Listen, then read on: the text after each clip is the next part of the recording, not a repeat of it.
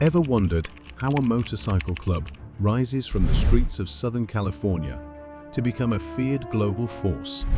The Mongols Motorcycle Club did just that, building a reputation for violence and ruthlessness that rivaled even the notorious Hells Angels. Starting in Los Angeles, they expanded to 14 national chapters and formed alliances around the world. However, their fierce and bloody battles with LAIME, the Mexican Mafia, truly solidified their fearsome legend. But how did such a small group find themselves in the crosshairs of one of the world's largest criminal enterprises? And how did they manage to avoid being annihilated in the process? We're about to find out all the answers through this video. From their beginning, the Mongols were misfits. Although the Mongols and the Mexican Mafia wouldn't cross paths until much later, the roots of their conflict trace back to the MC's early days. By the end of the 1960s, a small group of Hispanic veterans who had just returned from Vietnam began to entertain the idea of joining a motorcycle club. Having been denied entry into the Hells Angels because of their strict white-only policies, these former soldiers decided to forge their own path and form their own club instead. In December 1969, the Mongols Motorcycle Club was founded in Montebello, California. They took their name from the roaming horde of warriors that conquered much of Asia and Eastern Europe. From the beginning, the Mongols set themselves apart, not only in name, but in the diverse membership that reflected the multicultural reality of Southern California. This diversity became both a strength and a point of conflict, particularly when they later crossed paths with the powerful Mexican Mafia.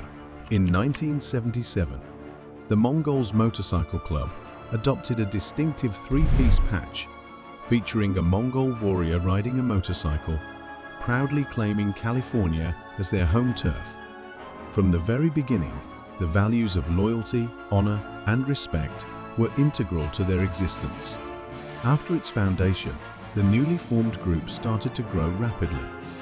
The veterans who made up its core quickly transformed the club from a band of ragtag bikers into a disciplined and effective squad, almost like a small army in behavior and nature.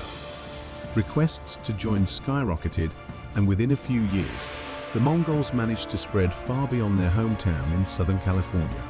By the end of the 1970s, the MC had several chapters throughout California and had rightfully earned its place as a one-percenter club.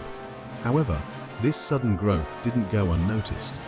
California's biggest MC, the Hells Angels, had merely tolerated the Mongols' activities up until this point. But the Hispanic club's ability to quickly establish additional chapters and expand was now turning them into a nuisance. The fact that both groups claimed California as their home base, and that the Mongols had chosen to wear a California bottom rocker, something the Hells Angels had exclusively worn, until then further created friction between the clubs. An all-out war followed soon after.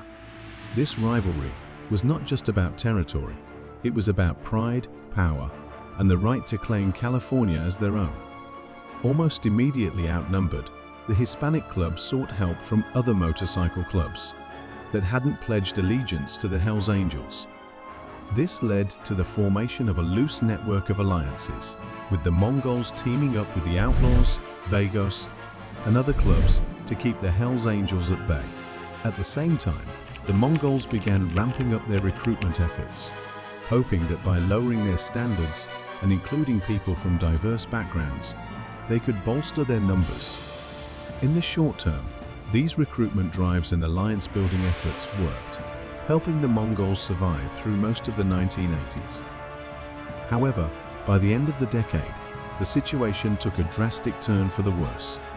Criminals are rarely known for sticking to agreements, and shifts in leadership, changing interests, and new opportunities on both sides destabilized the fragile network of alliances. As these alliances dissolved, the Mongols faced a humiliating defeat, with their hard-won support system crumbling before them. As the 90s began and casualties continued to mount, the Mongols were once again forced to lower their standards. With limited options, the group began recruiting directly from both current and former street gangs throughout the Los Angeles area. These were common street criminals, most of whom had never owned a Harley-Davidson, which was previously a strict requirement for admission into the club, according to the Mongols' constitution. Despite this, they were welcomed with open arms and even inducted into positions of power within the club. This influx of new members from street gangs brought a new dynamic to the Mongols. While it helped bolster their numbers, it also introduced a different kind of culture and approach to the club. These new recruits, often familiar with the gritty realities of street life, brought with them a level of toughness and street smarts that proved beneficial in some ways, but also complicated the club's internal dynamics. The Mongol strategy of broadening their recruitment base and forming alliances had its short-term benefits, but it also highlighted the challenges of maintaining cohesion and loyalty within a diverse and rapidly growing organization. The club's leaders had to navigate these complexities while continuing to fend off the threats posed by the Hells Angels and other rival groups. This latest round of recruitment brought in several sureños, Southern Californian criminals of Hispanic descent. If they enter the US prison system, pay tribute to the Mexican Mafia, LAIME. This is where the Mongols' problem with LAIME began. One of the most crucial rules of the Mexican Mafia is that membership is for life. Once you join, you cannot leave while you're still alive. Members of LAIME are expected to kill any dropouts or traitors they encounter. These new recruits, effectively warriors with two masters, found themselves at a crossroads. They had to choose between renouncing their allegiance to the Mexican Mafia, risking persecution and assault, or staying loyal to their Shuro brothers. This situation created rifts within the Mongols, some of which persisted well into the 21st century. As internal politics within the Mongols became more complex, the conflict with the Mexican Mafia escalated. This tension eventually erupted into an all-out war in January 2004. The Mongols were now not only dealing with external threats from rival motorcycle clubs like the Hells Angels, but also grappling with internal divisions and the formidable challenge posed by LAIME. The Mongols had to navigate these treacherous waters carefully. The presence of Shuros within their ranks complicated the club's dynamics and introduced a new layer of conflict. The leaders of the Mongols faced the difficult task of maintaining unity and loyalty within the club while addressing the serious threat posed by the Mexican Mafia. While on a routine run to buy methamphetamine in bulk from a gang called Basset Grande, several Mongols met up with their suppliers at a motel in Arcadia. During this meeting, members of the Basset gang recognized one of the bikers as a former Mexican Mafia enforcer. Adhering to the organization's strict rules on dropouts, they assaulted him as he was leaving. Both the targeted Shuro and another Mongol who stopped to fight were killed, sparking a series of retaliatory strikes that shook the Mongols to their core over the following weeks.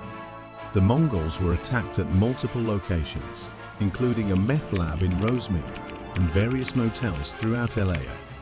By March 2004, the Mexican Mafia demanded that the Los Angeles MC pay over $20,000 in damages and lost revenue from the disrupted drug deals. The Mongols, however, refused this extortion and issued threats of their own. Undeterred by their resistance, the Mexican Mafia eventually put out a hit on a Mongol tattoo shop in La Mirada. A Mafia hitman entered the building just before closing time and, before he could return fire, killed the owner and several patrons. The hitman was eventually identified and arrested, but the Mexican Mafia executed him to prevent him from becoming an informant. As news of the La Mirada hit spread, hundreds of Mongols began to fear for their lives, worried they could be the next targets of a Shuro attack. Many even turned in their cuts and patches, renouncing their Mongol membership altogether. Realizing they couldn't take on the Mexican Mafia by force, the club's leaders opted for a more diplomatic approach and requested a meeting. The Mexican Mafia accepted, and the two parties soon met at the negotiation table. A flimsy ceasefire was brokered, though the exact words exchanged during the meeting will likely remain a secret forever. The Mongols' efforts to resolve their conflict with the Mexican Mafia eventually paid off. By the late 2000s, the two sides managed to set aside their differences and agreed to bury the hatchet. Some speculate that among the conditions set by the Mexican Mafia was a demand that Ruben Cavazos, the president of the Mongols MC and the mastermind behind the Shura recruitment efforts, be eliminated to restore the status quo.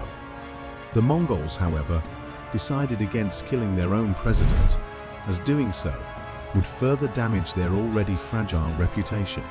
Instead, Cavazos was ousted from the organization in August 2008.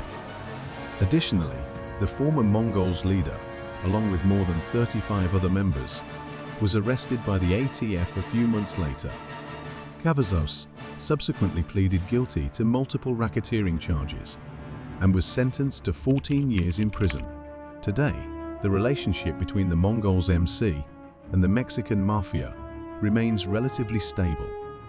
The ceasefire brokered in 2008 still holds, and the club has been effectively removed from the Mafia's green light list. However, this fragile peace could be shattered at any moment, especially if the Mongols encroach on Shura territory, attack street gangs, or offend the Mexican Mafia in any other way. Despite facing significant internal and external challenges, they have managed to navigate the complex landscape of the criminal underworld. The story of their conflict and eventual truce with the Mexican Mafia highlights the delicate balance of power and the constant threat of violence that defines the world of outlaw motorcycle clubs. While the current peace may hold for now, the ever-present tensions and potential for conflict remain a defining aspect of the Mongols' existence. What do you think about the Mongols' journey from conflict to a fragile truce with the Mexican Mafia? Share your thoughts in the comments below.